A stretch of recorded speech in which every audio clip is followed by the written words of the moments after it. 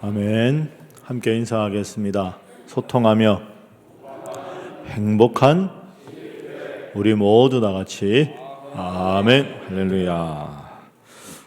교재에 제가 73페이지를 먼저 읽겠습니다. 화 있을진저로 시작하는 6장은 이스라엘의 현실에 대한 고발로 그들에게 임할 심판을 선포하는 5장 18절의 맥락과 이어지고 있습니다. 이웃의 환난을 슬퍼하는 이들에 대하여 하나님의 심판이 선포되며 정의와 공의를 저버린 백성들을 향한 하나님의 심판이 이어질 것입니다. 7장에서는 여호와께서 아모스에게 보이신 세 가지 환상을 통해 재앙이 임박했음을 알려주고 있으며 베델 제사장 아마샤와 아모스의 이야기를 통해 정치 권력과 결탁한 제사장이 반드시 사로잡혀 갈 것임을 암시하고 있습니다. 우리가 지금 새벽에 읽고 있는 말씀이 아모스서입니다. 이 아모스와 대비가 되는 그 예언자가 호세아입니다. 그래서 우리가 호세아서하고 아모스서를 한번 비교를 해볼 필요가 있는데, 호세아와 아모스는 기원전 8세기 여로보암 2세 때 활동하던 시기가 비슷합니다. 제가 2주 전에 여러분에게 설교할 때 말씀드렸는데, 다윗 솔로몬이 다스리던 것이 이스라엘의 최고 전성기였습니다. 그게 기원전 10세기 정도 됩니다. 그로부터 한 200년 지난 여로보암 2세 때가 다윗 솔로몬 시대에 버금가는 전성기였습니다. 가장 국력이 강하고 국토도 넓고 그 다음에 다메섹을 점령해서 수많은 돈들도 들어오고 해서 제일 그 나라 힘이 부강할 때, 동시에 영적으로는 제일 타락했을 때가 여로보암 2세 때입니다. 그러니까 물질적으로는 제일 부유하고 영적으로는 가장 타락했을 때, 그때 활동한 선지자가 호세아 선지자와 아모스 선지자입니다. 근데 호세아의 기본 관점은 우리가 하나님 앞에서 바로 서야 한다. 하나님 앞에서 제사를 형식적으로 드리고 하나님보다 우상을 섬기는 짓을 해서는 안 된다. 그러니까 우리가 십자가로 비유를 하면 나와 하나님의 이 수직적인 관계, 이 관계가 바로 서지 않았다는 것을 준엄하게 꾸짖은 것이 호세아 선지자입니다. 그런데 우리가 지금 읽고 있는 아모스 선지자는, 호세아는 하나님과 나의 관계가 바로 서지 않은 것이 문제다 이렇게 본 것이고, 이 아모스는 하나님과의 관계가 바로 서지 않으면 결과적으로 이웃과의 관계에서 공의와 정의가 다 파괴되어 버린다. 그 점을 아주 집중적으로 꾸짖은 인물이 아모스입니다. 그래서 어제 우리가 말씀을 보았지만 아모스서의 제일 중요한 요절이 5장 24절입니다. 오직 정의를 물같이 공의를 마르지 않는 강같이 흐르게 할지어다. 그러니까 하나님과의 관계가 바로 서지 않은 이 땅을 보라. 얼마나 이 땅이 이웃 간의 관계에서 사랑하고 배려하는 마음이 깨어지고 하나님의 공의와 하나님의 정의가 다 사라지고 불평과 모든 부조리와 모든 폭력과 비리가 얼마나 많으냐, 그 점을 준엄하게 꾸짖고 있습니다. 그래서 아모스서 전체는 수직적 관계가 파괴되면 수평적 관계도 파괴된다. 이걸 여러분들이 꼭 기억하시면 되겠습니다. 그래서 오늘 읽은 6장과 7장도 계속해서 하나님 떠난 이스라엘 백성들의 윤리적인 타락, 도덕적인 타락에 대해서 신랄하게 지금 아모스가 꾸짖고 있는 그런 내용이 되겠습니다. 오늘 본문에 우리가 꼭 두 가지 기억해야 될 교훈과 기도 제목이 있습니다. 그 첫 번째는 기도할 것이 지도자들이 하나님 앞에 바로 서게 하소서. 이 기도가 필요합니다. 여러분도 오늘 말씀 읽으셔서 아시겠지만 또 우리가 흔히 아는 대로 그 나라가 잘못되면 먼저 지도자들이 타락을 하고 그것을 따라서 모든 백성들이 다 타락을 따라하게 되지요. 오늘 말씀도 똑같습니다. 우리 6장 1절 말씀 한번 보겠습니다. 자, 1절 함께 읽습니다. 시작. 화 있을진저 사마리아 산에서 마음이 든든한 자 곧 백성들의 머리인 지도자들이여 이스라엘 집이 그들을 따르는도다. 아멘. 백성들의 머리인 지도자들. 그런데 이 지도자들이 어떻습니까? 앞부분에 보면 교만한 자, 마음이 든든한 자. 마음이 든든한 자라는 말은 자신의 고집을 딱 세워서 하나님 말씀을 청종하지 않는 교만한 상태를 말합니다. 지도자들이 교만하다. 이걸 지금 아모스가 꾸짖고 있습니다. 그래서 이 지도자들이 하나님 앞에 바로 서지 못하고 교만하기 때문에 결과가 어떻게 되느냐? 6장 7절 말씀. 자, 하나님의 예언입니다. 함께 읽습니다. 시작. 그러므로 그들이 이제는 사로잡히는 자 중에 앞서 사로잡히리니 기지개 켜는 자의 떠드는 소리가 그치리라. 아멘. 지도자는 백성들 앞장서서 있는 사람입니다. 늘 지도자는 앞에 서 있는 사람이죠. 그런데 앞에 서 있는 지도자가 백성들에게 윤리적으로 도덕적으로 신앙인으로 모범을 보여야 하는데 그렇게 하지 않았다. 이것이 심판입니다. 그럼 예언이 어떻게 됩니까? 7절 말씀에 그 지도자들이 이제는 사로잡히는 자 중에 앞장서서 사로잡힐 것이다. 그러니까 하나님께서 심판하실 때 지도자가 바로 서지 않았다면 지도자부터 하나님은 심판하신다. 이것이 오늘 본문의 교훈입니다. 그러니까 공의와 정의가 무너진 1차 근본적인 원인은 하나님을 떠난 것이고 그 다음 원인은 지도자들이 윤리적인 모범을 보이지 않았기 때문이다. 이건 아모스 시대뿐 아니라 지금 우리 이 시대에도 특정한 정치적 입장을 다 떠나서 우리 모든 국민들이 작년 10월 이후부터 우리가 보고 듣고 겪고 있는 문제 아닙니까? 지도자는 지도자로서 하나님 앞에 더 바르게 서야 하는데 이 땅에 지도자들이 바로 서지 않으니까 모두들 국민을 위하고 국가를 위한다는데 그게 다 너무 입장에 첨예하게 대립이 되는 거죠. 저는 어릴 때 그 장래 희망이 뭐냐 이렇게 물으면 늘 목사님 되고 싶습니다. 그렇게만 대답을 했었습니다. 그런데 가끔 선생님들이 학기 초에 면담하지 않습니까? 그럼 이제 제가 목사님 되겠다는 건 모르고 너는 보면 이거 하면 좋겠다. 그때 저한테 제일 많이 추천하신 게 2가지가 있었는데요. 너는 사관학교를 가면 좋겠다.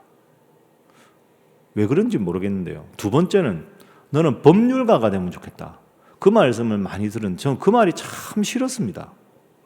왜 싫었느냐 하면 여러분은 저하고 비슷하실지 모르겠는데 어릴 적에 보면 변호사 이러면 가난한 사람을 도와주고 잘못된 상황에 있어서 억울한 사람들을 풀어주고 이렇게 생각을 했는데 가끔씩 뉴스를 보면 저 변호사는 이 땅의 사회 정의를 위해서 존재하는 것인가?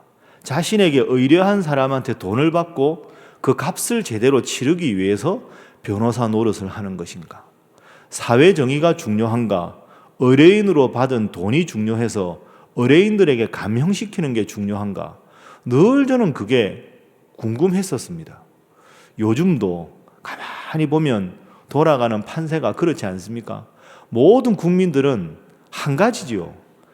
잘한 것은 잘한 것이라고 하고 잘 못한 건 잘 못했습니다 하면 우리나라 사람 누가 뭐라고 하겠습니까? 그래 잘 못한 부분에 대해서는 인정하고 처벌받고 오해는 오해대로 풀고 그렇게 되면 사회가 다 안정이 되고 그렇게 되면 죗값을 치르고 나면 다 품어줄 텐데 서로가 너무 첨예하게 이 말 들으면 이 말이 맞고 저 말 들으면 저 말이 맞고 그 사이에서 마음 아프고 상처받고 괴로워하는 것은 국민들밖에 없는 것 같습니다. 그렇게 생각하면 우리가 정말 기도해야 될 것이 하나님, 정치 지도자들이, 교계 지도자들이 먼저 하나님 앞에 바로 서서 모범된 자들이 되게 하여 주옵소서. 그렇게 해야 백성들이 지도자들을 신뢰하고 따르고 성도들이 지도자들을 따르고 그래야 이 땅의 정치가 바로 서고 교회가 바로 서지 않겠습니까? 오늘 이 6장의 이 말씀을 오늘 우리에게 주신 말씀이라 생각하시고 다시 한번 우리 이 땅의 지도자들을 위해 기도하시고 또 이 땅의 모든 환난을 하나님께서 잘 수습하시고 하나님을 두려워하고 백성들을 존중할 수 있는 지도자가 나오게 하여 주옵소서. 기도하시는 여러분 모두가 될 수 있기를 바랍니다. 두 번째는 하나님과 세상 사이에서 늘 하나님 편에 서게 하소서. 이 기도가 필요합니다. 하나님과 세상 가운데 늘 하나님 편에 서게 하소서. 오늘 7장 말씀에 첫 번째, 두 번째, 세 번째 재앙이 나옵니다. 이건 내일 재앙이 연결되기 때문에 내일 말씀을 보기로 하고, 7장 10절부터 17절에 보면 아모스 선지자뿐 아니라 또 한 명의 선지자 이름이 나옵니다. 아마샤라는 선지자가 나오지요. 자, 7장 10절 말씀 우리 함께 읽어보겠습니다. 시작. 때 베델의 제사장 아마샤가 이스라엘의 왕 여로보암에게 보내어 이르되 이스라엘 족속 중에 아모스가 왕을 모반하나니 그 모든 말을 이 땅이 견딜 수 없나이다. 아멘. 자, 아마샤라는 선지자가 뭐라고 하느냐 하면, 아모스라는 선지자가 자꾸 엉뚱한 소리를 합니다. 왕을 모반합니다.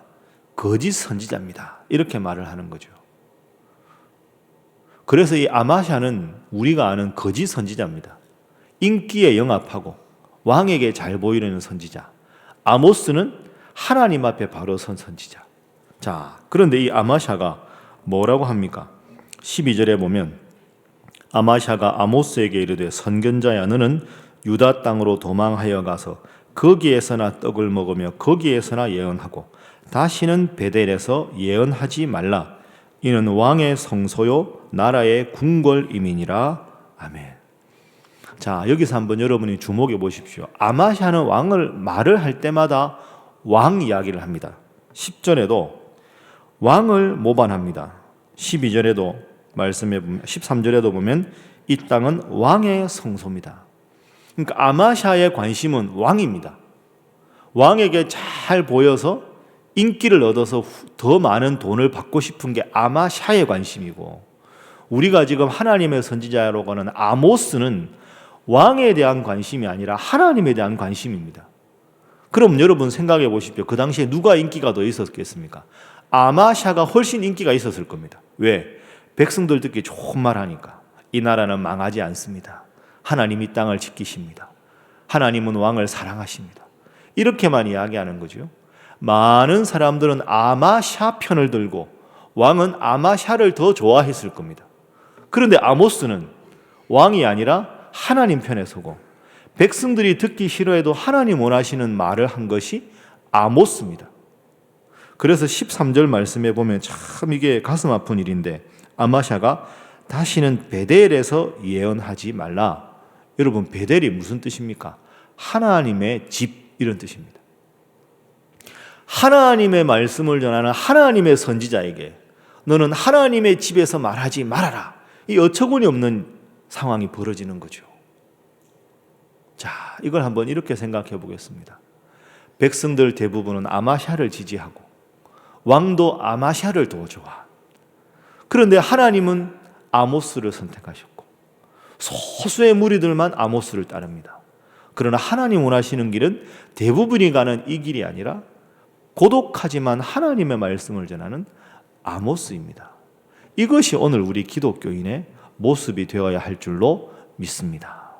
대부분의 사람들이 죄악된 길을 더 원하고 대부분의 사람들이 그저 모든 것을 타락하는 걸 합리화하더라도 하나님 원하시는 길이 소수의 길이라 할지라도 이쪽 길이면 아모스 같은 길을 가야 하지 않겠습니까?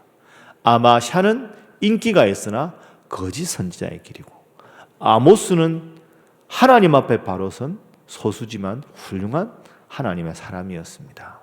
여러분도 늘 하나님 말씀 깊이 묵상하시고 대부분의 사람들이 넓은 길 간다 할지라도 하나님 원하시는 길, 좁은 길, 하나님 원하시는 길, 하나님 말씀대로 살아가는 길, 그 길을 선택하셔서 지금 당장은 손해보는 것 같고 지금 당장은 소수가 걸어가는 외로운 길 같으나 정말로 하나님 원하시는 길을 걸어가셔서 하나님 앞에 저 천국 이룰 때까지 큰 은혜와 복을 누리시는 여러분 모두가 되시기를 주님 이름으로 축복합니다.